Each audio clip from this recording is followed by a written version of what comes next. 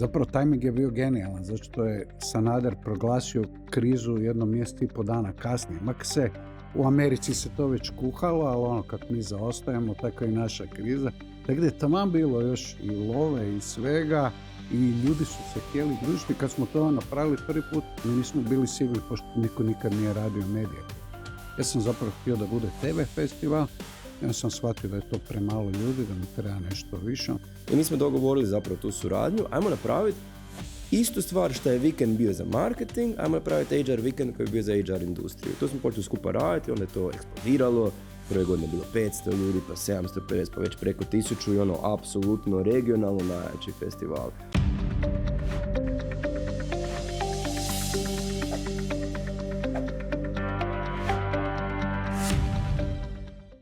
Dobrodošli u podcast Špica s Macanom. Od komunikacija i marketinga do umjetne inteligencije, investicija i budućnosti rada. Weekend Media Festival je tijekom gotovo 2 desetljeća prerastao u jednu od najvažnijih regionalnih platformi za biznis, tehnologiju, kreativne industrije, ali i druženje. O ovogodišnjem dosad najvećem izdanju festivala te o tome kako umjetna inteligencija mijenja poslovanje razgovaramo s Tomislavom Ricom, osnivačem Weekend Media Festivala, i Danielom Ackermanom, osnivačem i direktorom The Guardiana. A zašto tebe imamo, Daniel, u toj priči? Vi ste postali novi partner Weekend Media Festival već par godina, ali tako? To si ja pitam.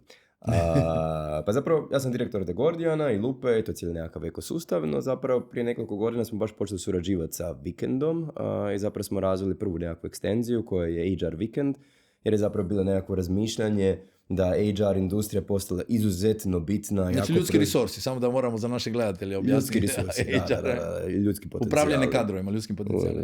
Da. I u principu vidjeli smo da je ono zlatno vrijeme te industrije dolazi, a da zapravo su svi nekako eventi bili tamo jako mali, jako tradicionalni, a znamo kakav je vikend bio ono prvenstveno u marketingu. Dakle, ono nepravedno da je HR bio tako nisko, a marketing tako visoko.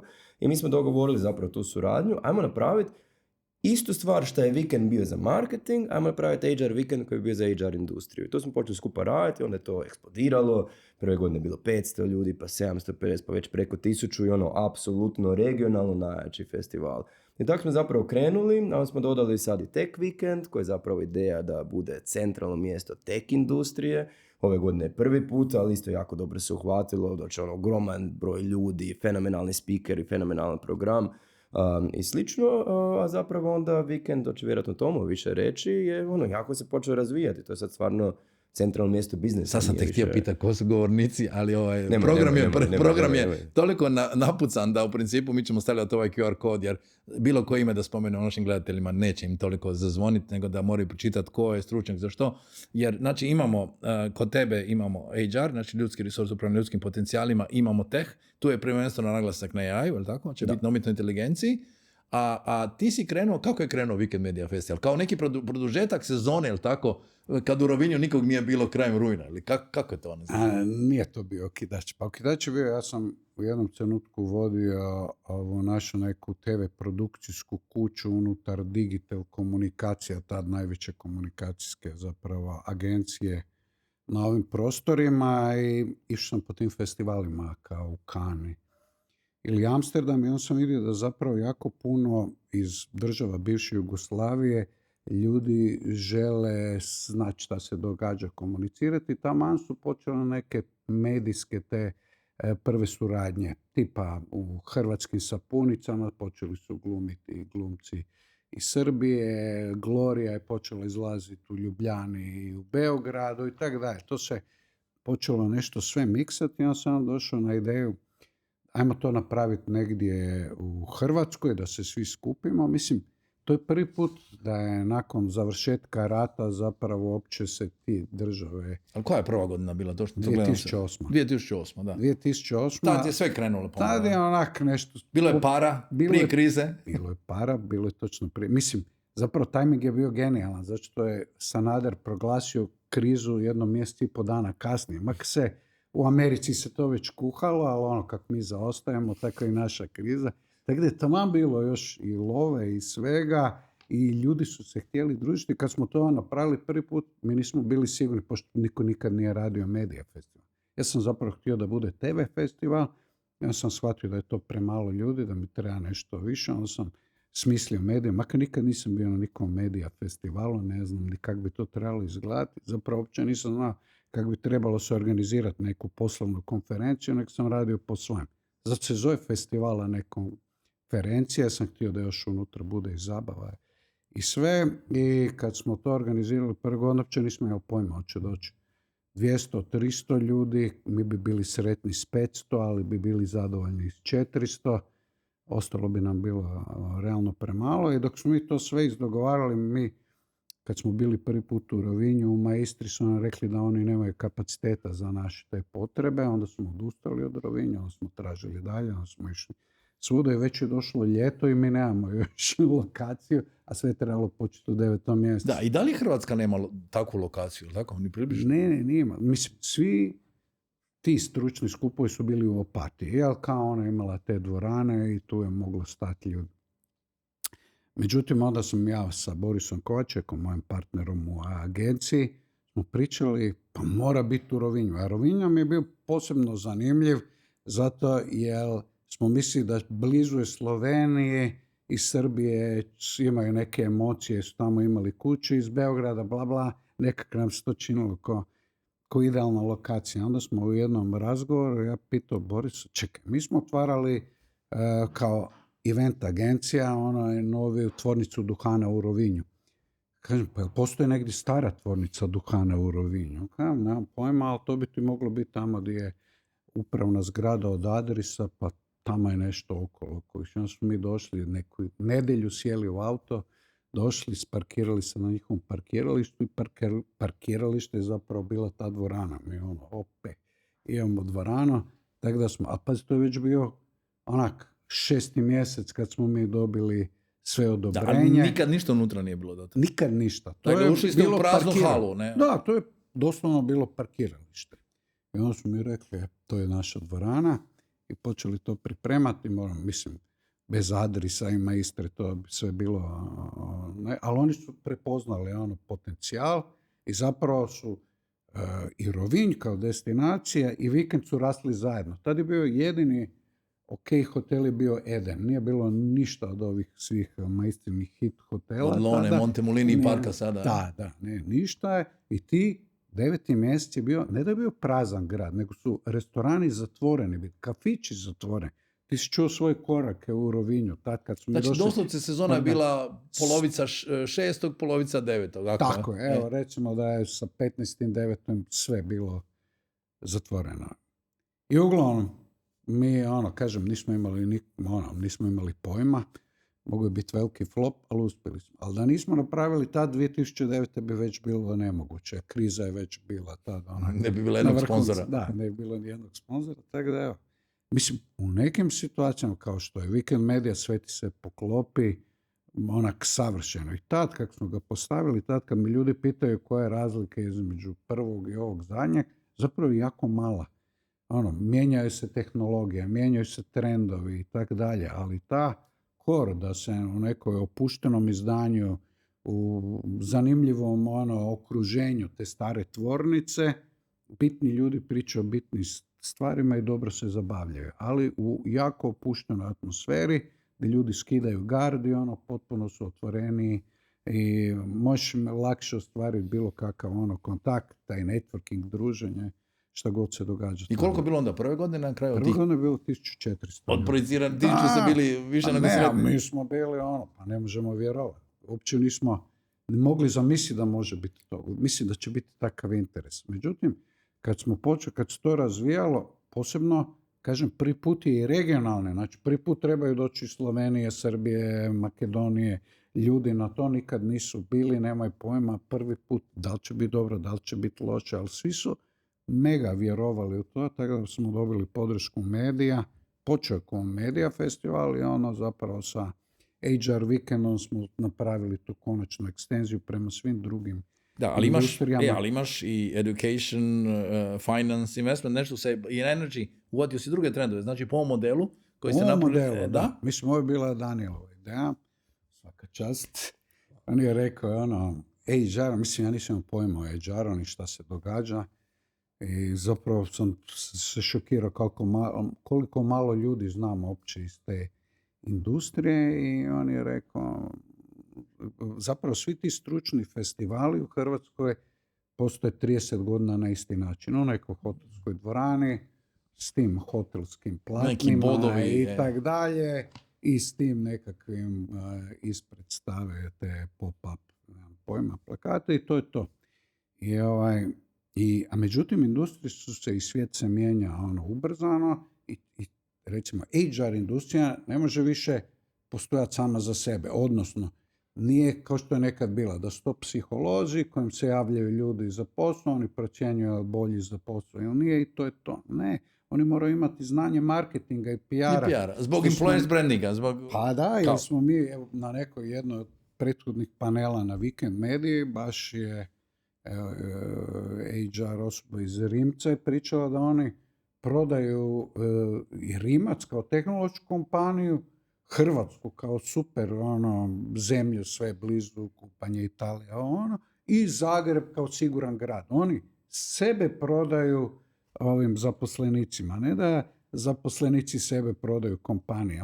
Jednostavno obrnuo se taj trend. Kod tebe se dogodio ta promjena, si krenuo kao IT, digitalna agencija, ali tako, na početku, i onda si u jednom trenutku kao najbolji poslodavac, tu ste se stalno prijavljivali, dobivali, osvalite nagrade, i jednom si shvatio tu neku nišu u HR-u koja vas je jako zainteresirala. Pa, to je dosta netipično. I da si me pitao prije 5 godina da li ćemo se mi baviti HR-om, ja bi ti se smio i rekao, apsolutno nikada.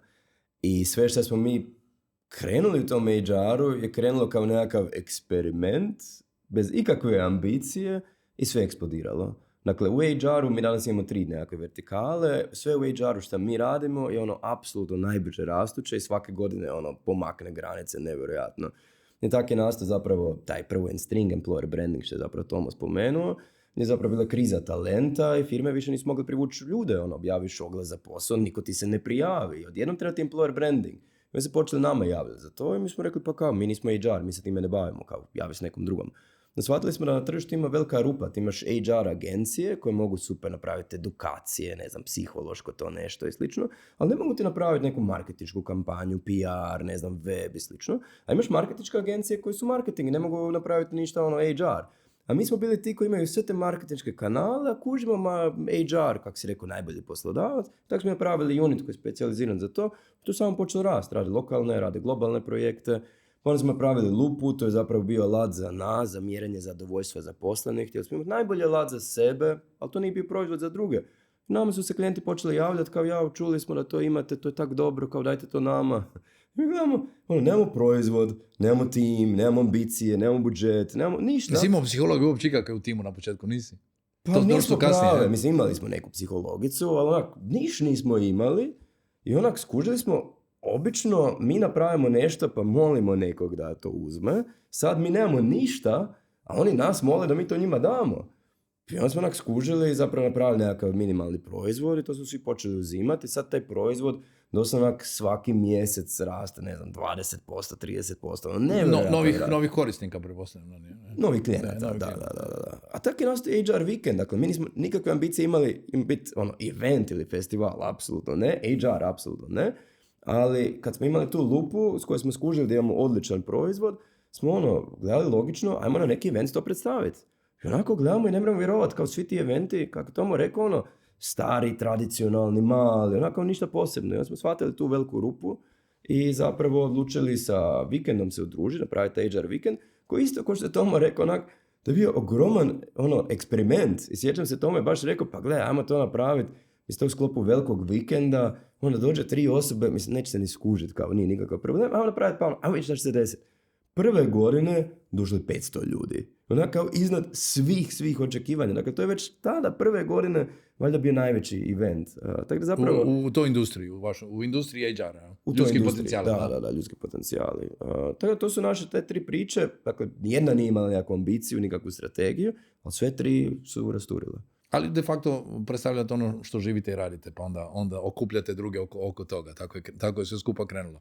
Jednostavno ste radili sami za sebe to najbolje. Imam jednu temu koja je vrlo aktualna, pa možemo, kako je ova zadnja epizoda u ljetu, a bit će aktualna s jeseni, pa ćemo te možda opet zvati.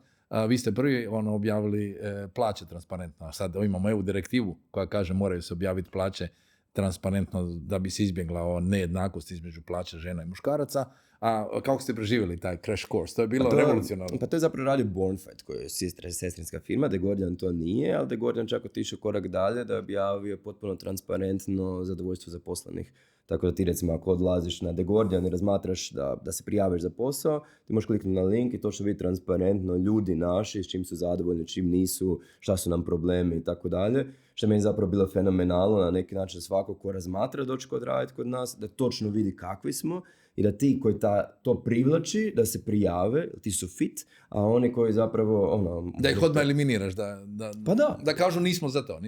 A kako je Bornfightu prošlo? Ovo, mislim, to je revolucionarno bilo da objaviš plaće, da transparentno kažeš kako se napreduje, kako se nagrađuje. Pa mislim bilo jako dobro, zato što, mislim, sad je to nekako tema koja je posvuda, ali tada je to bila jako nova tema, jako radikalna tema i neočekivana tema i oni su baš jako dobro odradili. Tako da ja mislim da je jako to odjeknulo, jako pozitivno i mislim da je potaknulo raspravu o toj temi u cijeloj zajednici, što mislim da je jako pozitivno. Jer nije to samo cilj, ravnopravnost spolova i slično, nego je cilj isto, mislim, malo popraviti taj selekcijski proces, jer ne znam, ti imaš selekciju, pa se javi tamo 100 ljudi, ali na kraju, ne znam, ti možda imaš nisku plaću i niko ti to neće prihvatiti. Ili možda imaš baš super plaću, ali ljudi ne odu na tvoj natječaj, ali misle da nije dobra plaća. I tako, zapravo nekak ta transparencija zapravo dosta diže taj cijeli selekcijski proces na puno više. Ali zanimljivo, kako se došlo do promjene de facto kroz IT industriju koja je u jednom trenutku postala bila kompetitivna, jako je ovisilo i u svakom uvjetu, svaki se detalj gledao, sad se drastično promijenilo s umjetnom inteligencijom, a to ćemo u ovom drugom dijelu. Tomal, ti misliš da je uspjeh, imali ste koncert koji kažu uglavnom se nije promijenio, da li uspjeh festivala prvo u toj širini, drugo lokaciji, treće tom elementu zabave, neke opuštenosti. Da to nije konferencija na kojoj ti sjediš na večeri, možda s 5 ljudi, a ovdje možeš upoznat 50, jer jednostavno krećeš se, jer je to koncert, neka DJ, s početka ste imali super koncerte, onako živo, tako baš ste, mislim i sad imate, sad je više trend DJ-a, ali tad su baš bili live koncerti, zar ne, bendovi, večer za večer, ne? Da, to je taj sukus svega što čini uspjeh vikenda. Ta formula, da kažem opet, da u opuštenoj atmosferi, u nekakvom originalnom ambijentu, važni ljudi pričaju i je vrhunska zabava. To smo ja sam vodio event agenciju godinama i znali smo da za bilo kojeg klijenta, ako radiš nekakav event, da li to promocija nečeg, godišnjica nečeg. Ako nema dobre zabave, to je propao event. Znači, zabava i ključ svega. A na svim tim poslovnim konferencijama nama je bila negativni uzor, Festo konferencija u Opatiji, gdje je zapravo zabava bila bez veze. To je bilo prepušteno ljudima. To je bila zadnja stručna marketinška konferencija, ajmo reći. Da, ali tamo hrpu stvari nije funkcioniralo, ljudi ne bi dolazili na predavanja, bila su dosadna, zabava je bila bez veze, bili bi u toj kristalnoj dvorani neki Neno Belan, ne je bilo nikog unutra i tako dalje. Tako da smo mi zapravo htjeli napraviti po našem kako bi trebala izgledati. Ja mislim da je ta zabava užasno bitan dio ovog cijelog događaja, baš zbog networkinga, zato da se ljudi upoznaju. To je nevjerojatno. Ljudi mogu imati bilo kakav program, može i vjerujem da je dobar program jer su sve dvorane krcate, međutim to upoznavanje ljudi, druženje ljudi, sklapanje poslova, to je nešto najbitnije. To je zbog čeg zapravo ljudi dolaze. Evo, kod Ilije Brajkovića smo napravili eksperiment, on je meni odmah rekao da on ne može si priuštiti odlazak na predavanje, jer da on dogovori 200 poslova tamo i to da on sjedi u nekoj dvorani, izgubio bi te kontakte, druženja. Da, radi je šankiran tamo. On ima svoj šank, ima svoj trg Ilije Brajkovića, gdje on prima ljude, ima bocu rakije. Prošle godine je Špica gostovala kod njega i zahvaljujući vama. Tako da je taj networking je užasno bitan. Ljudi se upoznaju. I sad ovaj eksperiment što smo imali sa HR Weekendom je pokazao da i HR-ovci isto ne žele se družiti samo s ljudima iz svoje industrije. Svi se znaju, već godinama. Znači, oni su se družili na tom nekom stručnom njihovom skupu, pričali o istim temama s istim ljudima. Upoznavanje isti stol od 6 sjedne. I oni su sad upoznavali, njima je to bilo super iskustvo. Čak i neka predavanja s vikenda. Znam da je cijela dvorana HR Weekend otišla na predavanje od Thomas Eriksson, koji ima okružen idiotima i to. I shvatili da bi te njegove teme gdje on priča zapravo o odnosu ljudima, ima on i na poslu i tako dalje, da je to njima važno za cuku, onda su se vratili. Znači oni mogu ići sa svoje konferencije na nešto drugo poslušati. Tako da je meni, evo, recimo, prvi nakon HR-a je Finance Weekend, to je ekipa iz Farsira, oni su mi došli, pičali su mi tu ideju, mogli bi isto to, evo viš kak je HR, mogli bi s financijama, kajem, o čemu... Oni su brzo rastući u Da. čemu? U poreznom savjetovanju ili kako? Da, oni nekak... Međunarodno porezno savjetovanje, Tako. rade Volt, Uber i tako nešto. Neka, Na sve, po cijelom svijetu rade. neke tablice Hrvatska koje ja firma, ne kužim. Da, Farsira. ali hrvatska firma Da, koja je. radi po cijelom svijetu. koliko Je, shvatim. još uvijek nisam skužio kao oni točno rade. Recimo, nama je Daniel, ekipi iz Pepperminta držao predavanje šta oni zapravo rade, ali nakon 5 godina suradnje još nismo znali. čime Mislim se da on Farsier zapravo bavi. rješava porezne probleme velikim firmama tipa Uber, Bolt, da se prilagođavaju po Nisam svim 100% tržištima. i siguran, tako. ali on ima te neke tablice, sasove ili nešto. Nešto ima toga. Nešto. Čuo sam, ali čuli smo, evo, sad ćemo sigurno Da. na vikendu čuti više. Ali oni su mi rekli kao čem će biti, oni mi kažu korporativne financije. Ja kažem, ko želi slušati o korporativne financije? Na Weekend Media Festivalu da imaš onak već 6, 7, 8, tada skoro 10 dvorana i ti ćeš odabrati ovo gdje ću ti pričati o financijama, Excelicama i tako dalje. A oni kažu, ne, to je CFO-je, niko ne zove, oni su užasno bitni, mislim, oni ti odobravaju ko će ti. Oni odobravaju marketinške budžete. Da, i na festivalu ja kažem, ok, evo, ajmo napraviti eksperiment, najmanja dvorana, čak ni cijeli dan, mislim da je bilo pola dana, pa da vidimo, nisam baš vjerovao u to, ali znam, na iskustvu HR-a, Vredi probati. kaj će biti. A Health? I onda su oni bile stalno krcata dvorana i sad imamo Finance nam jedan od većih festivala. I dolaze CFO. Znači dolazi opet taj drugi profil ljudi Da, koji i možda ne bi došli. CFO-i se isto hoće družiti, odnosno upoznavati sa drugim. Tamo dolazi i CEO, i CFO, i CMO i tako dalje. Moćna gomilica, što bi rekao. Moćna gomilica i to je njima veća fora nego da oni idu samo po tim nekim poreznim, Opatija, financijskim, savjetovanje, udruženja savjetovanje, financijskih stručnjaka, redovno Tako godišnje. je, i onda sam vidio da sistem funkcionira. Ako su ljudi dolazili na korporativne financije, dolazit će na sve. Ali ovi su napravili jako dobro. Onda me je začudilo broj, recimo, ljudi iz medija IT-a koji su htjeli čuti specijalizirane predavanja iz financija, ali ipak na financijama svijet. Ali to su oni elementi s MBA-a što ljudi inače dobijaju, a dok ne odeš na MBA nisi čuo. Nisi čuo. I onda ako je neka dobra tema, kako uštediti ovdje, kako porezno napraviti, ko neće otići, ne?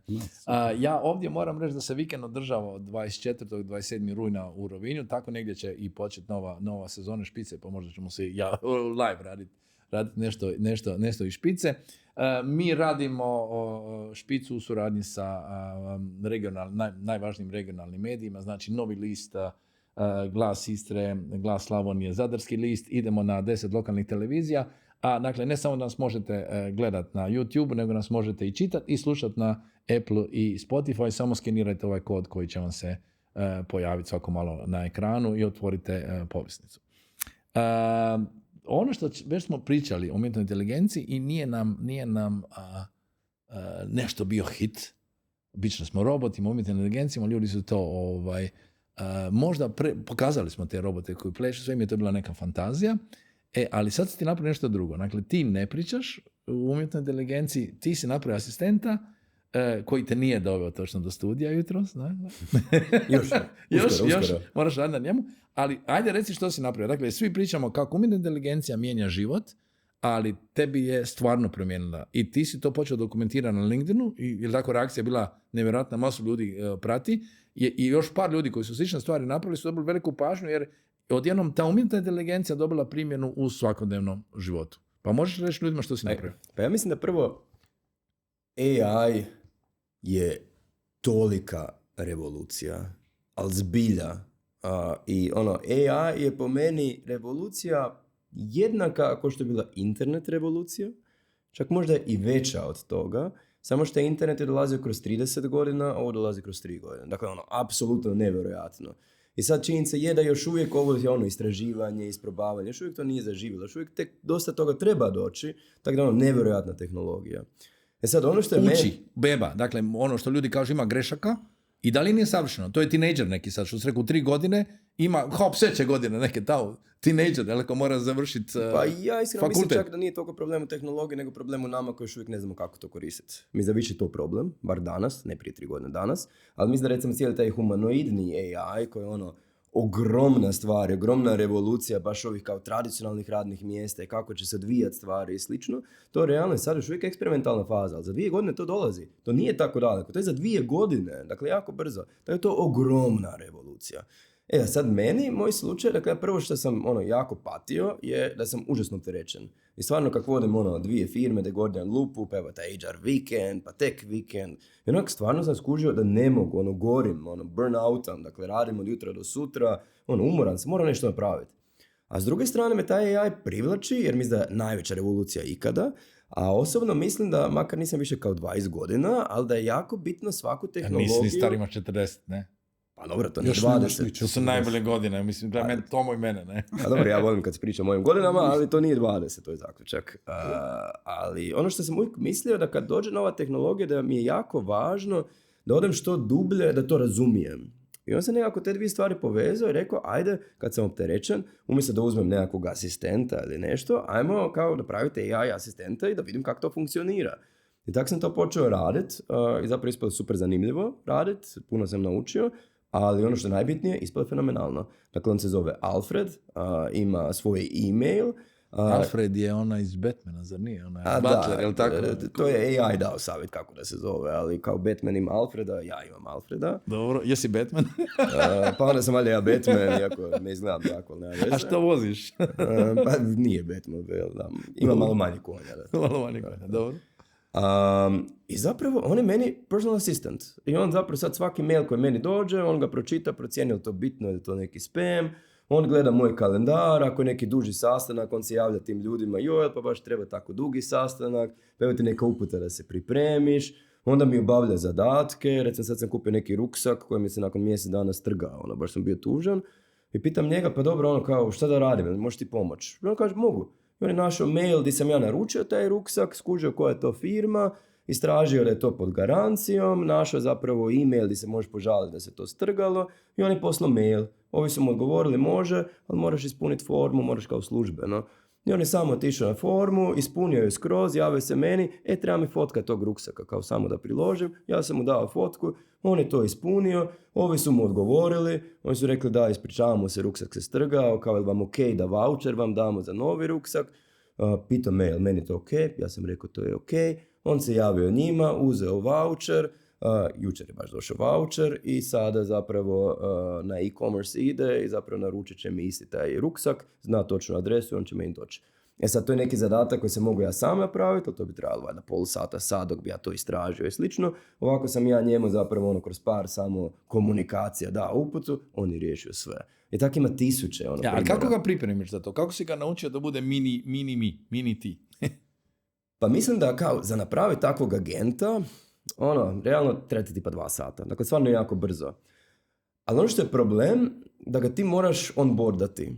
Ali ja sam to sebi vidio kao da uzmeš pravu osobu, kao najboljeg personal asistenta na svijetu, ti moraš tu osobu dati joj sve žive informacije o sebi. Ako to ne napraviš, ta osoba će biti loša.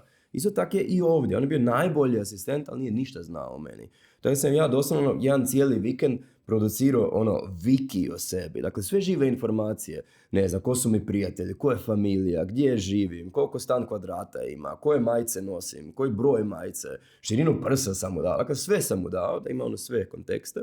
A onda drugo, zapravo, ti mu jako moraš davati pravila. I reći, ok, ne znam, evo, ako meni neko stavi kalendar, neki sastanak, ako je 15 minuta, to je ok, ali ako sat vremena, to nije ok, moramo nešto učiniti. Ako rezerviraš kalendar, sastanak nekom i sebi, default je 15 minuta, nemoj sat vremena. To moraš dati hrpu nekakvih pravila da on zna kako raditi. Onda možeš definirati soul kao njegovu dušu. Jer on kad komunicira, znaš, kao, hoće biti smiješan, hoće biti ozbiljan, hoće dugo pisat, kratko pisat, tako da moraš mu to definirati. Onda imaš zapravo cijeli dio sa kontaktima, zapravo pogotovo u hrvatskom, znaš, s nekim si na ti, s nekim si na vi. To je smo morali napraviti cijeli sustav da on čim ja pričam s nekim da skuži da je to neko važan, da ga on seva sebi kao kontakt, onda pretraži sve mailove da vidi kako smo mi pričali i da onda procijeni je li to na vi ili na ti.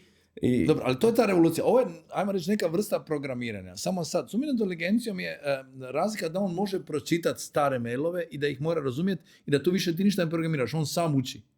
Pa, apsolutno, ali čak i to postavljanje, to nije programiranje. Dakle, ti njemu kažeš kao, od sad ja bih htio da ti budeš smiješan i doslovno tim jezikom. Dakle, ne moraš ti ništa programirati. Dakle, Nema tu kodova, ali mu slažeš kockice. Osobnost, ličnost, na jezičnim naredbama, vrlo je. I to je to je taj vibe coding, odnosno da govoriš običnim jezikom što da napravi, on kaže ja mogu napraviti ovako, onako, pa stalno pričate, u stvari pričaš kao sa osobnim asistentom koji on zna kako će izvesti te zadatke, ali ti mu daješ samo smjer i ton. I koliko sad već radiš s njim? Ne znam, mjesec dana, nije čak jako dugo, možda više, ne brojim. Ali zapravo nevjerojatno kažem, ja sam bez veze objavio na LinkedInu na neki status, bilo mi zanimljivo kada to podijelim. Dakle, taj status, ne znam, to je dobilo 500 komentara, lajkova, kad gledaš koliko ljudi, to negdje 50,000 ljudi vidjelo, kao ja gledam, iza šta se desilo. Na kraju sam stvarno napravio kao neki guide, svi smo ispitivali kako to napraviti, AI mi je pomogao, ali predivan, 30 stranica. Dakle, opet, kad sam ja to objavio, 50,000 ljudi je to vidjelo, komentari, ne znam, dakle, tema je suluda. Dakle, I o tome to će biti jedna isto tema na ovome HR Tech Weekend. Jer ovo mijenja i HR situaciju, ti nisi realno uzeo asistenta. Pa Tech Weekend, prvo je zapravo postoji AI Weekend, ove godine smo ga proširili, to je zapravo Tech Weekend. I dakle, danas se zove Tech Weekend, ali dakle, doslovno, koju god temu uzmeš, zapravo je to AI tema. I baš ovo što sam rekao, dakle, AI je najveća revolucija, valjda, ikad u zadnjih 30-50 godina, koja otvara 10 novih svijetova, ali ima i 10 ogromnih prijetnji. I zapravo, kod da se karte dijele iz početka, i zapravo ti imaš neke firme koje su sada tu i ako AI dobro iskoriste, bit ćeš 100 puta jače, a s druge strane, ako ignoriraš AI, tebe stvarno možda sutra neće postojati. Tako da Tech Weekend, to je apsolutno glavna tema i ono što je meni čak jako zanimljivo, ne samo da ljudi iz teka dolaze, nego ljudi kupuju te kotizacije koje nisu iz teka, jer su shvatili da, marketing, financije, ne zapravo to sad glavna tema. Tako da to je tek. A HR Weekend, mi se bavimo industrijom HR-a, ali s druge strane ti ne možeš zanemariti AI. Dakle, prvo AI koliko utječe na HR kao industriju, a s druge strane koliko utječe na talent. I kao stvarno, tu čak imaš te sulude teme kao HR dolazi od riječi human resources, a kao, hoće se oni zvati human resources uskoro? Hoće to biti samo resources? Agent resources. Ili agent, ili machine resources. Kao, dosta je suludo. I zapravo opet, i to je centralna tema HR Weekenda. A Tomo, ti još nisi ne razmišljaš o AI agentu? Ili ćeš da Daniel? Nisam ga napravio, ali evo, ja sam imao slučaj kad smo bili u Americi prošle godine na našem ACAP-u, da je pričam s čovjekom koji to već radi iz auta ujutro, vozi se i on svom agentu popriča i u pol sata do posla on riješio cijeli dan. Kao, javit ćeš ovom, odgovorit ćeš ovom na mail da mu odgovorim da će ovo, da ćete se još čuti ili da mu potvrdim mu, ok, riješi mi sve kroz razgovor. Kroz razgovor. Znači on razgovorom mu je dao, on je riješio, kaže, svoj dan je riješio vožnjom, tako da sam bio svjestan, ali čista ljenost i ovo, makar apsolutno kužim i ja mislim naravno da je to sve i tema AI nije samo kroz taj bivši AI sadašnji tek, nego će se provlačiti kroz sve druge teme. Kroz vikend imamo temu i onaj AI moj najbolji prijatelj. Sad odjednom se ljudi vežu uz AI jer on ga najbolje razumije, on mu povlađuje, nikad ne kontrira i onda ljudi zapravo imaju, da, ali zapravo to nije dobro psihoterapija. I tu već imamo dobrih. Imamo sporove oko ovih negativnih primjera da je završilo negativno. Tako da, AI će se provlačiti. Ali ja baš, zato smo i odvojili AI Weekend, to isto bila Danielova nekakva inicijativa, da je toliko bi dominirao festivalom, da je bolje da smo ga odvojili, pa da druge teme baš ne padnu sve u drugi plan. A reci mi, kad gledaš 8. da danas mediji, gdje su mediji? Ogromna promjena u medijima. A medijima je, nažalost, trend je silazni. Imali smo prije 2 godine tog Bob Garfielda, koji je taj kritičar medija za sve važne, Washington Post, New York Times i tako dalje. Ed Age je pisao baš o medijima. Mediji naravno nikad neće izumriti. Međutim, njihova prilagodba nije dovoljno brza koliko je tehnologija ide naprijed. Rijetko ko se uspio kroz pretplatu ili druge podcaste, svi pokušavaju sve, ali jednostavno taj neki core business, to su imali vijesti, imao si tiskano izdanje ili web ili i televizija, linearna takozvana televizija, jednostavno prolaze kroz ogromne promjene. U principu se čak kod nas i mediji još dovoljno dobro drže, koliko je u Americi su te abnormalno brze promjene. To su rekli prije godinu dana kad je Bezos zapravo podijelio hrpu otkaza u Washington Postu, da nema više svetih krava, da je sad jednostavno vrijeme za preživljanje. Sad ono što je meni zanimljivo na Weekend mediji i na svim medijima koji se pojavljaju tamo, ima i dalje ogroman broj jako uspješnih operacija. Čak i printa. Mi smo imali prošle godine 2 primjera, jedan iz Italije, jedan iz Hrvatske, print koji ubrzano raste broj pretplata i tako dalje. Tako da u ovom, da tvoj napad na tvoje vrijeme, na tvoju koncentraciju, na tvoju pažnju je najviše s mobitela. Sad zapravo druge stvari koje nisu na mobitelu opet dobiju. Evo pričam neki dan isto sa Draženom Klarićem iz Večernjeg lista, on je rekao da oglašivači inzistiraju da budu u njihovim onim specijalnim izdanjima na tiskanom izdanju, da im je to neka vrijednost koju sad izgube u tom digitalnom oglašavanju.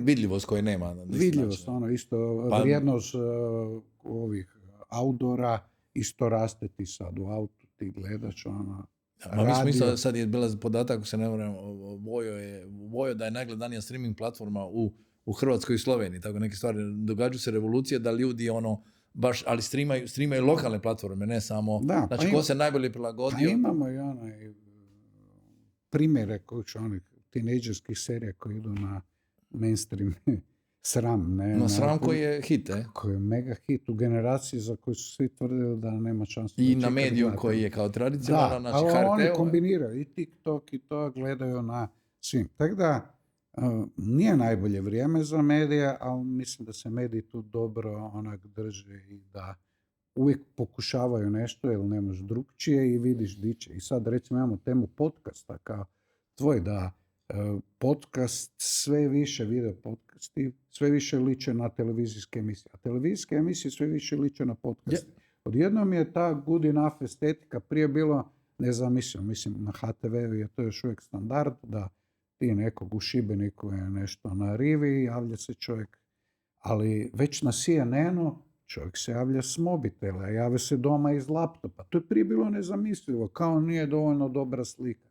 Nikom to nije bitno, dovoljno je dobra slika. Podcasti su jednom poslovna revolucija. Ako se ne Jay je napravio sad, ili tako, taj ugovor s Netflixom kao vrijedan $100 milijuna, nisu otkrili koliko. Dakle, odjednom je podcast otišao na streaming servisa, već je bio streaming. A to su kao izbori u Americi, posljednji su pokazali da zapravo koliko god su mainstream mediji bili protiv Trumpa, da je, znači ti alternativni mediji, u prvom redu podcasti su ga digli do pobjede.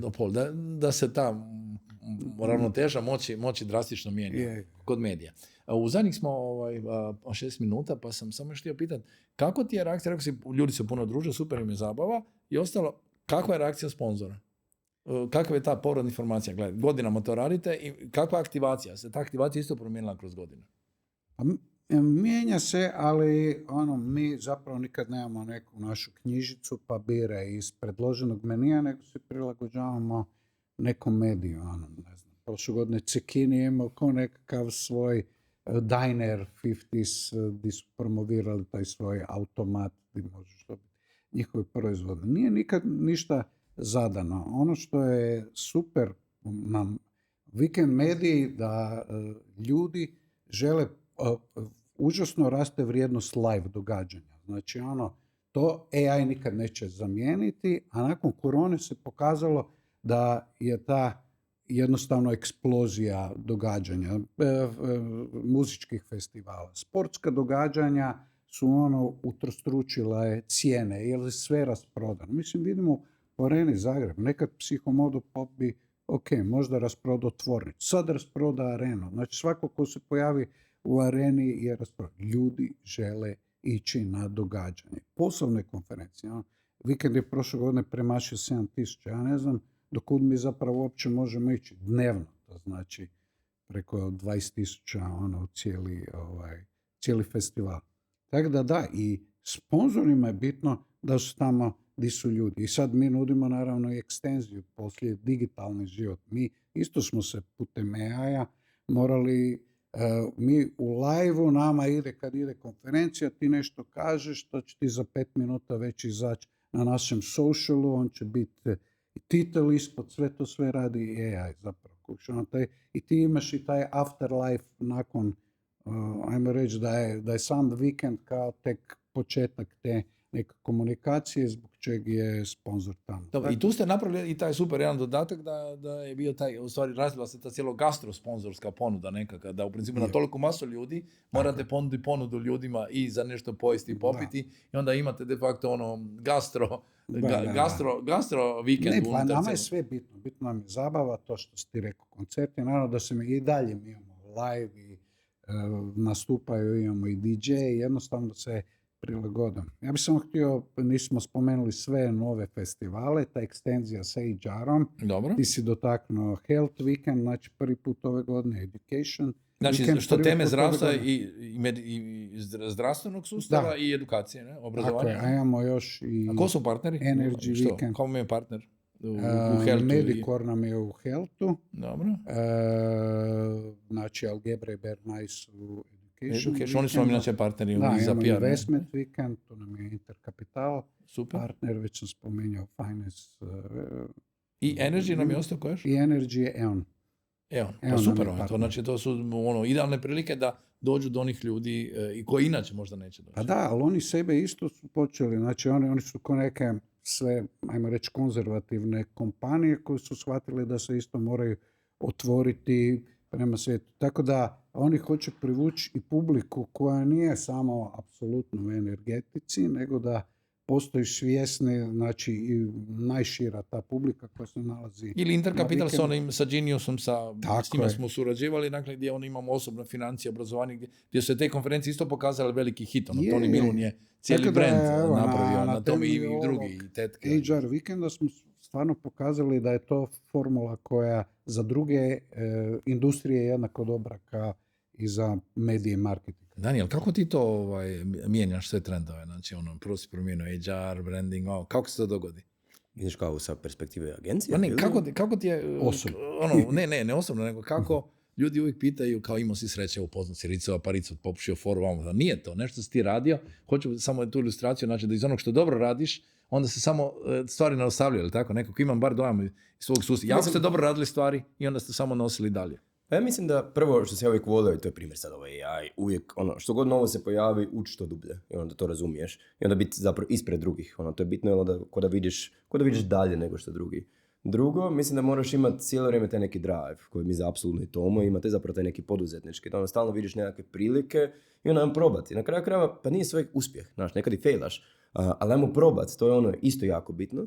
A treće što ja mislim da je jako bitno, jako vjerujem, to je egzekucija. I mi svaki taj projekt, evo, Tech Weekend sad, koji je kao nov, ja osobno sam toliko zasukao rukave i toliko vremena trošim, i toliko ljubavi trošim na to, mislim, da što sigurno jako uspjeti. I dakle, to nije samo kao joj, pa imam ideju, pa će se nešto desiti. Egzekucija je užasno važna. I to recimo, Jeff Bezos je meni bio jako zanimljiv, koji je rekao, dobra ideja ti samo 10%, egzekucija 90%. Ta tri sastojka mi zaslužuju. Znači, očigledno si dobro, to malo ćemo tvojoj karijeri u ovom drugom dijelu.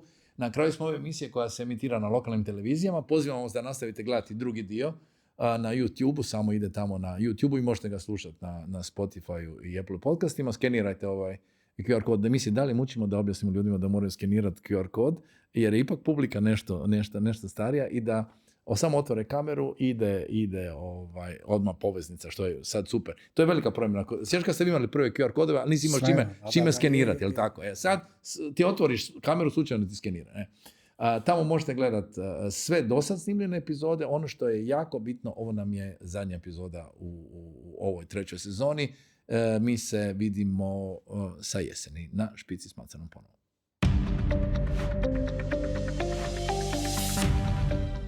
Dobrodošli u drugi dio podcasta Špica s Macanom, koji možete gledati samo na YouTube kanalu te slušati na Spotify i Apple podcastima. Već tradicionalno pitamo goste da se malo predstave, pustit ćemo ove mlađe, jel tako, Tomo? Ti se puno puta predstavljao, pa Daniel, kako je to sve skupa krenulo? Kako bi ti rekao, ja sam osoba ABC naš, kako je bilo diskoteka? Si gledao diskoteku ti? Ili smo mi samo gledali? Ne, nisam. Ti si mlađa generacija. Ja sam Daniel Ackerman, ja sam osoba A. Da, pa evo, ja sam Daniel Ackerman i zapravo sve krenulo kao The Guardian, koji je naš umbrella brand. Zapravo The Guardian danas je postao business growth kompanija i zapravo ono što mi pokušavamo je skužiti sa kompanijama koji su njima nekakvi problemi, biznis problemi i onda sa alatima koje imamo njima to rješavati. Tako da imamo jedan dio koji je marketing, koji je nama zapravo starija vertikala i jako jaka i tu imamo specijalizirane unite za to. Ali znači krenuli ste kao digitalni marketing agencija, ali tako? Ne samo digital, nego social media, to je bilo. Ali kad? Ali to je bilo prije kad je to bio trend? 2009. Pa to kažem, kad je tek kretalo to tržište, ne? Da. Vi ste bili, vi i Drapel, tako koliko je bilo dominantni. I čak ne social media, nego Facebook, što danas toliko smiješno zvuči. Ali Facebook tada, je bio takva isto revolucija, pričalo se oko danas AI ili nešto, a niko nije radio Facebook. A mi smo bili neki klinci koji zapravo znali smo raditi već cijeli neki web, ali taj Facebook smo se zaljubili u Facebook, vidjeli ogroman potencijal. Tako smo mi rekli tada, što je bilo dosta specifično, mi ćemo biti specijalizirani samo za taj dio. Dakle, ništa drugo nećemo raditi, samo ovo i želimo to biti najbolji. I zapravo mi smo bili klinci od 22 godine, no to je raslo nevjerojatno. Mi smo 2 godine iza bili 24 godine, imali smo firmu, 20-30 ljudi i bili veći nego bilo koja druga digitalna agencija. Tako da to je bio početak. Samo što Facebook ipak je jako izolirani kanal, nije imalo smisla dugoročno ostati na tome. Tako da smo se onda lagano širili, pa smo postali digitalna agencija, danas smo i puno šire od digitalne agencije i zapravo tako nastao marketing koji je dan danas nama najveći segment. Ali onda smo imali taj tech dio, koji opet počeo nekak možda kao web stranice. Web stranice su nekako ekstenzija marketinga, web stranica ti je marketinški kanal, kao prvi dojam. Ali onda je tu počeo jako izraženo, tu smo jako jaki e-commerce. Jer to je ogroman biznis gdje ti, prodaješ neke proizvode, trebaš napraviti e-commerce. I sad kako to bude najbolji e-commerce koji će podnijeti milijone tih kupaca, koji će preporučati idealne proizvode, spojeno sa logistikom, ERP-ovima i tako dalje. A onda se tu pojavi općenito development, sad je AI. Dakle, mi sa hrpom klijenata pričamo kako recimo te agente implementirati njima u poslovanje da im naprosto kvaliteta bude bolja, efikasnost. Tako imamo taj tech. HR koji sam već spomenuo, dakle HR koji je najnoviji slučajno nastao. Tako da nekako se držimo te 3 vertikale i zapravo nekako one jako funkcioniraju super međusobno usklađene. I zapravo HR bez marketinga i teka bio bi puno slabiji. A isto tako i marketing bez ove dvije. Jer kao što je Tomo rekao oko vikenda, ali to vrijedi i u biznisu. Dakle, više nijedna ta vertikala nekako nije izolirana, nego to se počelo biti jako ispremiješano. I mi tu vidimo zapravo jako veliku vrijednost i baš šta je biznis problem klijentu, mi vjerujemo da s tim alatima to možemo jako dobro riješiti i pomoći njemu da bude puno snažniji. Ali zato moraš biti uvijek korak ispred ono što se rekao. Dakle, moraš znati više od drugih da bi mogao biti savjetnik za to ili konzultante. A reci mi, godinama jeste i sad najpoželjniji poslodavac ili kako? Da li igrate tu igru? Tako? Jesmo. Koliko godina ste? To je isto jedna stvar. Par desetak, je li tako? 9, ne znam. Ali godinu za godinom ste jedan od najpoželjnijih poslodavaca u Hrvatskom, po mjerenju drugih, ne vlastitom. Da. Tako da čestitam, to treba na ovakvom tržištu to izdržati. Ne? Pa mislim, ja sam uvijek vjerovao da su ljudi na neki način naš proizvod, ali isto tako da su ljudi najbitniji. I da mi moramo napraviti najbolje radno mjesto, da lakše privučemo ljude, da ih najbolje možemo zadržati, ali isto tako da ih možemo najbolje razvijati i da oni budu ispunjeni i da budu što kvalitetniji. I zapravo mi nismo nikad bili, i dan danas nismo HR-ovci, ali nekako mi da smo shvatili jako dobro te postulate i da nekako sve stvari što smo stvarali u firmi je bilo najbolje u tom smjeru, pa smo i ovo uspjeli postići. Ja sam se iznenadio, ali na kraju tako je ispalo. I stvarno kroz godine tu postoji kontinuitet. I mislim da što je bitno za naglas ne samo tom HR dijelu najbolji poslodavac, nego općenito u The Guardianu. Dakle, ti spomenuo recimo firmu Drap. Dakle, sve te firme koje su bile nama na početku konkurencija, danas nijedna više ne postoji. Onda firme koje su nam bile 5 godina iza konkurencija, danas više ne postoje ili su potpuno nekakve drugačije i slično. Dakle, svijet se toliko mijenja, a mi danas smo tu. Dakle, ja nas gledam još uvijek kao startup, a mi smo firma stara 17 godina. I zapravo je to kao nevjerojatno koliko se svijet mijenja i stalno sad je AI, pa bilo je toliko tih nekakvih transformacija. Ali mislim da je jako bitno, da kako ti kažeš, da budemo korak ispred, da uvijek analiziramo te promjene, da se uvijek adaptiramo i da uvijek pokušavamo biti zapravo apsolutno najmoderniji i ispred drugih. Determi je vaš i dalje? Da. Znači krenuo isto kao jedan poseban alat, možeš reći, na Media Toolkit i isto ste, kako je krenulo? Isto slučajno ili namjerno? Kako ste krenuli u razvoj? Pa isto slučajno, eto, sad sve ispada kao da nemamo mi nikakvu strategiju, ali tak nekad ispadne. Pa mi smo tad bili jako rasli, bili smo jako ambiciozni, 27 godina smo imali, još uvijek bila kriza, svi su dijelili otkaze, mi smo zapošljavali. I čak mislim da smo tad malo, kao da smo si umislili, mi smo mislili da kao što god taknemo, to će biti uspješno. I tad smo razmišljali kao, super je ta agencija, ali kao, nije to skalabilno. Znaš, ti ako dobiš 100 novih klijenata, ti moraš 100 novih ljudi zaposliti. Kao htjeli smo digitalni proizvod imati. Digitalni proizvod kad ga ti napraviš, ti ga jednom napraviš, a svejedno, da li imaš 10 klijenata, 1000 klijenata ili što već.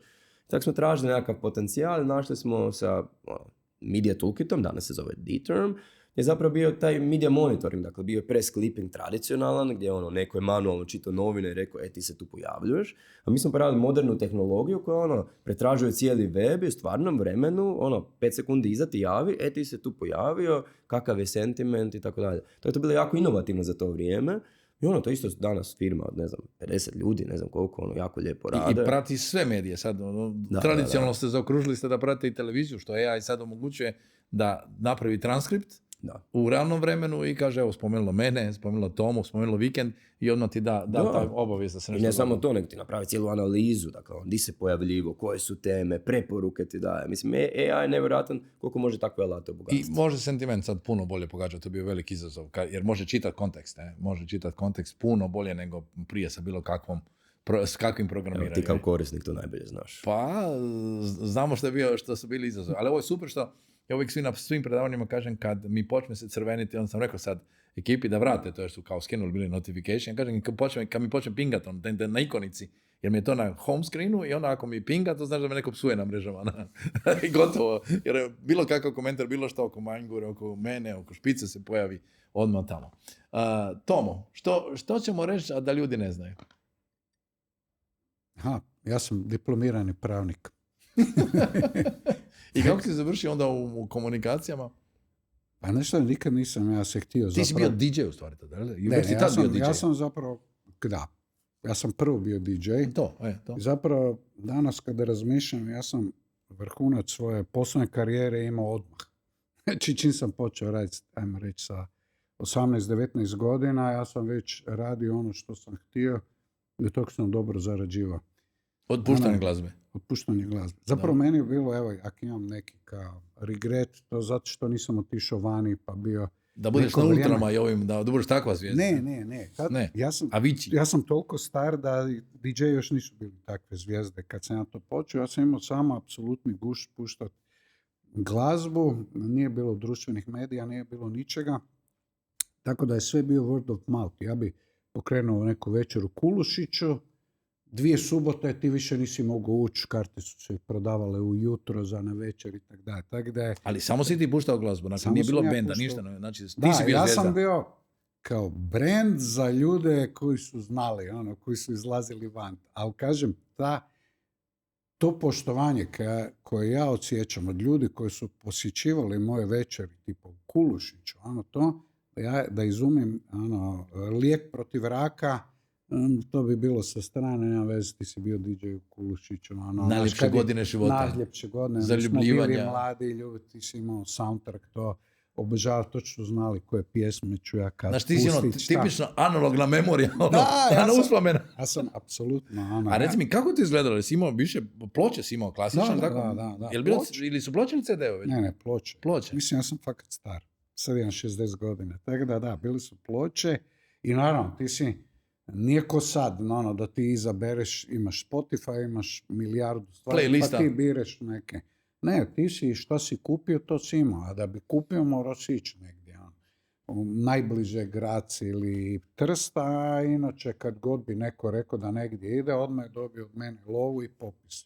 Bilo koji grad u zapadnoj Znači, Europi, tvoja Americi. najveća investicija je bila realno u Ploču u to vrijeme. To Stalno, sigurno non stop. I ti si im bio u prednosti u drugim DJ-ima i onda kad je došao MTV me malo zezno, jer onda je MTV odmah kad bi izašla, bi već subotu na večer bio ta emisija Club MTV, samo su išle nove stvari, tipa Delight Grooves in a Heart je izašao, ako ja nisam imao tu subotu, ja sam bio mega problem. Onda sam bio pretplaćen na neke specijalizirane DJ časopise koji su imali promo, koji su tek vidjeli koje će stvari biti. Onda sam ja pokušao nabaviti prije od drugih. Tako da je, da, to je bilo. A meni je zapravo ta glazba bila osnovi za sve druge poslove. Ja sam prvi event, ja sam zapravo u nekoj pionirskoj fazi event industrije bio i mislim da smo mi sa tom agencijom postavili temelje cijele industrije. Smo radili takve nevjerojatne stvari da su Ti, dolazili- Boris Kovaček i... Da. Prvo sam ja bio sam, onda je kasnije došao i Boris.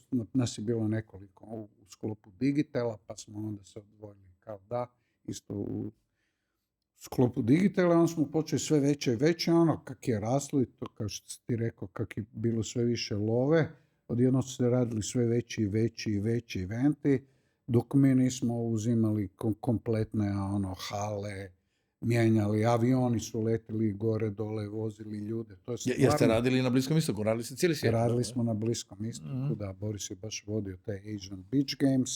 Tako da imali smo to je abnormalno raslo i zapravo je sve sa prvom krizom 2008. onako naglo prekinuto. Ali sva sreća da su mi već pokrenuli vikend, znači ja sam shvatio da više ne želim raditi samo po narudžbama klijenata, da ja hoću raditi svoje vlastite događanje koje će izgledati kako ja hoću, a ne kako će mi neko reći. Tako da je, mi smo se onda svičali i napravili tu agenciju Peppermint koja će biti samo isključivo za naše vlastite proizvode. Ne za narudžbe klijente. Mislim, u neku ruku nam je već dosadilo to raditi, isto to smo radili rutinerski. Nas je bilo relativno malo, a radili smo jako puno, tako da smo znali imati 3 grada različita eventa u jednom danu. Onda sljedeći dan opet 2 eventa u 2 grada. Tako da je, to je... Znači, ali otkad radite samo svoje? Otkad radite samo svoje? događaje? Pa od Weekend Media, zapravo od 2009. Od godinu dana kasnije smo odlučili gotovo i tak je došla kriza. Mislim, to je čuveno da je Sanader rekao. Prvu riječ koju je rekao što je kasnije zbog Fina Medije bilo zanimljivo, je rekao moramo prestati sa eventima, domjencima, božićnim partijima i onda je neko ko sjekirom odrezao cijelu industriju. Doslovno je premijer rekao da se na to nije moralno trošiti. U krizi, je? Da, u krizi novce i to je bilo, a mislim, najviše love zapravo je njemu se kroz Fini Mediju išlo Išlo na kroz takve event. stvari, je. Da, otvorenja, autoceste, bla, bla, bla. I tak da, a zapravo je sve počelo kroz moj posao kao DJ, ali prvi put kad sam ja DJ-irao u životu sam zapravo napravio event, a nisam ni znao da je to event, jer ja sam jako volio rock and roll 50-ih i desilo mi se najbolja stvar da kao tinejdžer ono što sam ja volio imao sam čudan odabir glazbe, odjednom je postao svjetski trend nakon punka i taj Sky Rockabilly, to je postalo the shit i ja sam jedno imao ploče. Onda sam ja došao tad u klub Koma, na klub medicine na Šalati i oni su imali neku večer 40, to je sve bilo bez veze, ja sam neko mogao napraviti 50, ja znam sve, nema frke, evo ti. I onda je Anta sa scenografije, moj friend je nacrtao plakat, mi smo to polijepili, totalni old school. Gerila, I došlo već 800 ljudi, a stane 500 u taj klub. I to je bio neki četvrtak u 12. mjesecu. Tako da, zapravo sam tad i bukirao band i dao mu ime i napravio vizuale. I Anta se radio scenografiju unutra, nekakve izrezivao džubokse od kartona kao 50 i tako da. Tako da, ja sam se kroz glazbu uvijek je išlo dalje. Znači, to je početak svega. On sam radio na radiju, radim i danas. još imam emisiju na radiju, tako da je sve to bilo... Dobro, a u glazba. međuvremenu je jedino, osobno ste radili vaše festivale, krenuli ste sa više vaših festivala. Jel tako? Da, Sam i tu onda pravo- smo nakon par godina vikenda onda počeli raditi druge stvari. Eksperimentirali smo. Čak mi je žao što neki danas nisu žive kao ta Dolce Vita festival koji smo isto radili u Rovinju. To je baš bilo ono moje vintage i takve stvari. Pa smo počeli onda raditi taj sa hranom, Weekend Food Festival. Ove godine smo ga pauzirali jer sljedeće godine ćemo napraviti potpuno novu transformaciju, novu formu i onda ekstenzija, u jednom trenutku nam se Nevena Redeli kao pridružila našem timu pa smo radili taj Women's Weekend, onda prije 5 godina smo počeli raditi Sunset Sa Damjanom, ja? Damjan je kasnije ušao priču, to je originalno s Pitom Radovićem, znači Pit je meni koji je veliki fan vikenda, dolazio svake godine. Znači, Pit Radović, reci samo ko je Pit najgrađivaniji. Radović je najnagrađivaniji sportski i medijski zapravo čovjek, radi apsolutno nevjerojatne stvari, bio je i producent Superbola, ali je sad radi najgledaniju nogometnu televizijsku emisiju na svijetu koja se zove Golazo, koji se gleda suludo. Znači klasičan nogomet, soccer američki, ne. Soccer. Znači nogomet, on naš prenosi nogomet, evropski nogomet za Ameriku na CBS-u. Znači, Liga prvaka, serija, Bundesliga, oni ima svoju ekipu, oni komentiraju i oni vode prenose. Oni uveo taj američki entertainment u evropski nogomet, pa oni imaju dosjetke za Afrikancije i usko surađuju sa svojim social timom, pa na TikToku onda su mega gledane te njihove fore, Thierry Henry, Peter Schmeichel su njegovi klasični voditelji, on radi neko gledanje Lige prvaka s Beckhamom, onda Beckham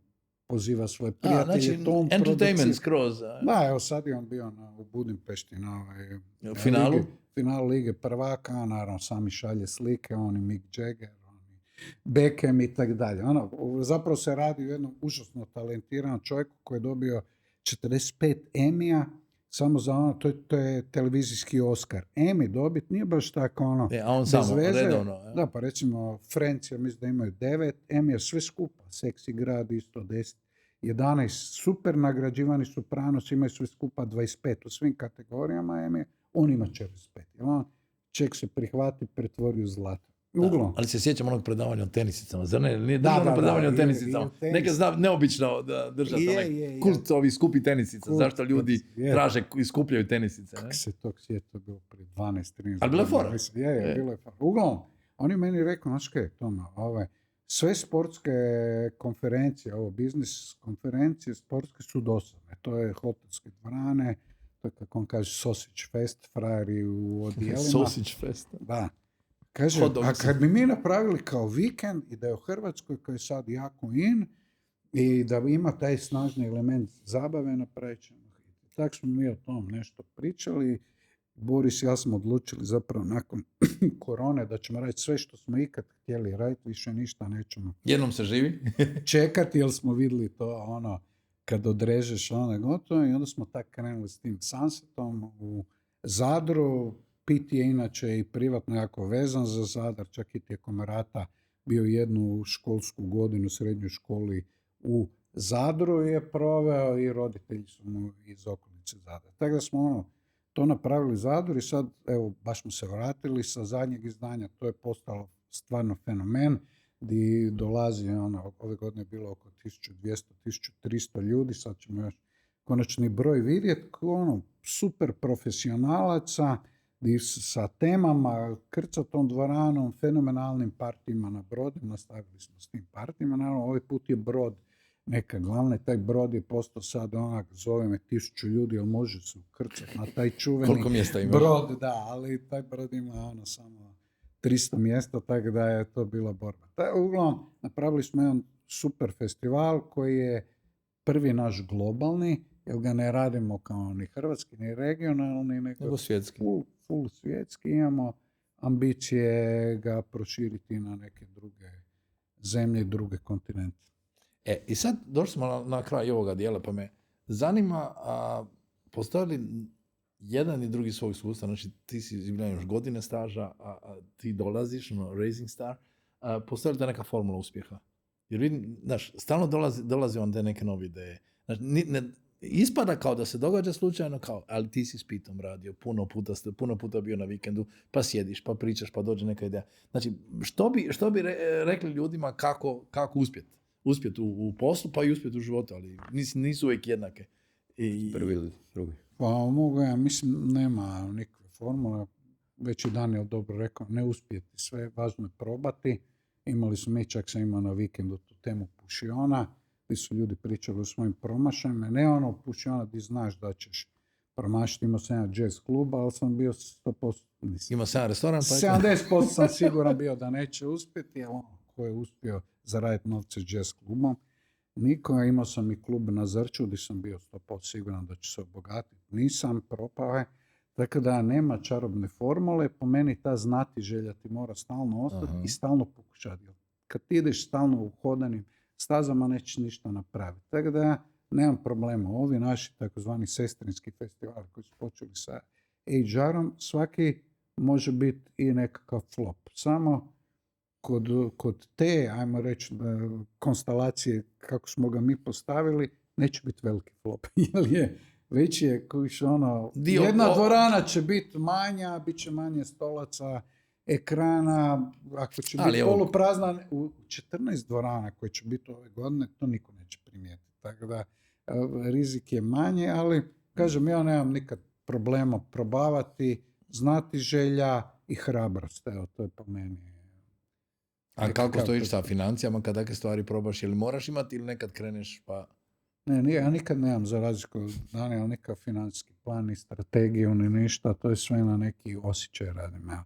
Moram priznati da sam tu leži. A čak... Kad ti ono rekao da si savladao Excel prije koliko godina? Ja sam sad se tek zainteresirao na financije sa ovim, ali prije 2 godine možda. Dobro, ali imaš drugi ljude koji ti to rade.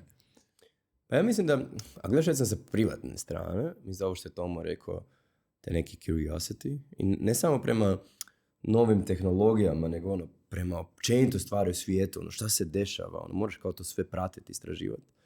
Drugo što mislim da je rad na sebi, mislim da je jako puno mladih, čak i te nove generacije, ali ja sam isto tako bio kad sam bio 25 godina, mislim da sve mogu, ja sam najpametniji i slično. Ali to je super ako misliš da možeš sve. Ima puno onih koji misle da ne mogu. Da. A istina, ali mislim da ti je to super kao dobiš hrabrost. Ali s druge strane mislim da opet nije dobro, jer zapravo kako stariš i kako imaš više iskustva, zapravo skužiš koliko tek stvari ne znaš. I mislim da tu moraš biti na neki način humble, dakle skroman i reći ok, znaš ovih 3 stvari ja radim super, a na neki način stalno čitat, razmišljat, kako možeš bolje, ko da si AI, kako možeš sebe optimizirati da budeš bolji. Tako da mislim da taj neki curiosity i rad na sebi da su izuzetno važni. A opet ako gledam biznis, već sam rekao kao biti ispred drugih, ima taj nekakav drive i egzekucija. Ali tu bi čak još više naglasio tu egzekuciju. I recimo, spomenuo sam taj primjer Amazona. Ti kad gledaš Amazon kad je nastao, mislim to je bio e-commerce za knjige. I možeš reći za tada, to je bilo kao neka dobra ideja. Ali ti već tada si imao valjda 50 e-commerce-a. I sad kao biti e-commerce za knjige... Ali on je bio najbolji. Ja? Ali on je bio apsolutno najbolji. I ne najbolji kao da je on, ne znam, sad 3 mjeseca nešto dobro napravio. Nego on je godinama, sustavno, apsolutno bio fenomenalni i bolji od svih drugih. Da, i on posudio pare od roditelja, apropo novaca, ali tako, roditelji su mu dali... Pa isto i skoro propadao, svakako je to bila priča. Ali što ja nekako vjerujem da doslovno, da ti svaki dan to što radiš unaprijediš za 1%, ti za godinu dana ti si 365% bolji. A to ti je Kaizen, ona japanska filozofija poslovna, ne? Stalno bolje, ne? I zato mislim da taj dio jako zanemaren i mislim da kao mnogi misli, sad imam super ideju i desit će se. Recimo Tomo što je napravio sa vikendom, isto, fenomenalna je stvar, egzekucija je bila. Ideja je bila genijalna, ali što su oni, taj koncept razvili do kraja i svake godine pomiču granice i to je to. I ja mislim da što god da radiš, moraš imati ideju, bolja ideja, puno ti je lakše, ali što je najbitnije, mislim mali zasukat rukave, ali svaki dan razmišljati kako to može biti bolje i kako to do savršenstva dovesti. I onda kroz vrijeme dođeš do tog rezultata. Rijetko kad je rezultat odmah. Apsolutno. I što je onda bitno da se ne opustiš. Recimo, jako puno tih nekih biznisa, onda kroz neko vrijeme dođeš do toga, ti si broj 1 ili nešto, ali to je jako opasno. I to se ono jako puno njih desi da se onda opustiš, znaš, ti si broj 1, ti sad imaš najveći event, najveći party, ti si glavni i tako dalje, ali ti uvijek u svakom trenutku imaš 1000 drugih ljudi koji su možda na početku, koji su možda mlađi, koji su nabrijani i koji ono svaki dan razmišljaju kako bolje. Tako da koliko god ti kada budeš najbolji, ne smiješ se uspavati, nego moraš nastaviti. To ti je ono, ko vožnja bicikla, ako prestaneš vrtiti. Ja. Kutle. Kutle je to rekao, pa je stao i završio kako je završio. To je naša kultura, ali tako, ona pop kultura. Ali premladi. Zaboravim, ne znam za tu rečenicu, ali istina, tako je. Nego, ima jedna stvar samo za kraj, ti si meni nekako prvo uvijek dođeš na smiješan, uvijek si imaš i ti si svojih izazova i problema, nego jesi ti uspio raditi da bi živio, a ne živi da bi radio? Znaš šta je, ja fakat sam uspio i to smatram svojim najvećim postignućem. Zapravo ja kad gledam sebe, ja nikad nisam imao te poslovne planove, nikad nisam razmišljao o karijeri, meni su se kao stvari događale. I sad, vjerojatno postoji iza toga nešto, što sam stariji, to se više zainteresiram za posao i brojke, koji ja tek imam 60 godina, sad sam u špici interesa za razvijanje posla, ali ja imam osjećaj da biram samo ono stvari koje me užasno vesele, ili život je prekratak, imaš jedan život da bi ga sad toliko trošio na neke stvari koje su ti, možda bi bile financijski isplative, ali su ti tlaka. Sam da nije tlaka. Ja sam otvorio klub Peppermint, ne zato što sam htio zaraditi novce na njega. Ja sam htio klub u kojem će meni biti dobro. I tad je Zagreb bio te godine 2010. proglašen najdosadnijim gradom u Europi i rekao sam, pa ne može moj grad biti tako loš, mora imati nešto, napravit ću klub. Nikad mi nije bilo financije prva stvar, zarada, prvi isključivi motiv, osim možda u klubu na Zrću, pa se to loše pokazalo, nego mi uvijek bilo, napravit ću nešto novo, bit će zabavno, još će mi doći neki novac. Ali bit će i meni zabavno, nekako imam kod tebe da uvijek da, bit će meni. Vodila da tebe bude zabavno, mora biti da ti u tome uživaš i onda će uživati svi drugi. Tako. Ali to nekako imao si sreće da si krenuo, što si rekao, uspio si odmah na početku s tim poslom. Pa, ja, kako izgleda kad si u ovako ozbiljnom poslu, kako napraviti da ti uspije život? Ne, prvo što sam... ja mislim da imam nekih psiholoških problema. Ko nema? Pa ja bar priznajem. Ovo što je Tomo rekao, mislim, nemamo ni mi neki financijski plan pretjerani i mislim da mi sve što radimo isto nije zbog novaca. Mislim, volimo dobiti novac, ali ja sam sebe uvijek vidio ko graditelj. Ja obožavam, evo sad tu pričam više o tim festivalima, ali ne znam, taj tech weekend, ja to gradim sada. Ja jedva čekam da taj festival dođe, kad ću ja vidjeti taj proizvod, nešto će se desiti, pa će godine opet rast. I to kod imaš neke te Lego kockice i ti to slažeš, pa to sve veće i veće. Nikad mi nije bilo do novaca. I mislim da sam već dosta rano ostvario se da sve imam šta mi treba, ali ja obožavam to graditi. Stalno vidim neke nove prilike. Ja osjećam se kao da uđem u dućan s tim nekim čokoladama. Ja ne mogu odoliti. Kao hoću ovu čokoladu. I to je meni problem. I onda zapravo ja uvijek, čim dođe neka faza da se malo rasteretim, ja moram novu čokoladu uzeti, ja moram sad ovo. I meni je problem da ja iskreno imam valjda 50 ideja koje bi ja sada, i ajde sad kao pokušavam se kontrolirati, kažem ne možeš to, ne možeš, moraš paziti. Tako da zapravo baš sam graditelj i jako volim graditi nove stvari, ali se moram kontrolirati. Ono što je dobro, da ja obožavam to graditi. Tako da meni to...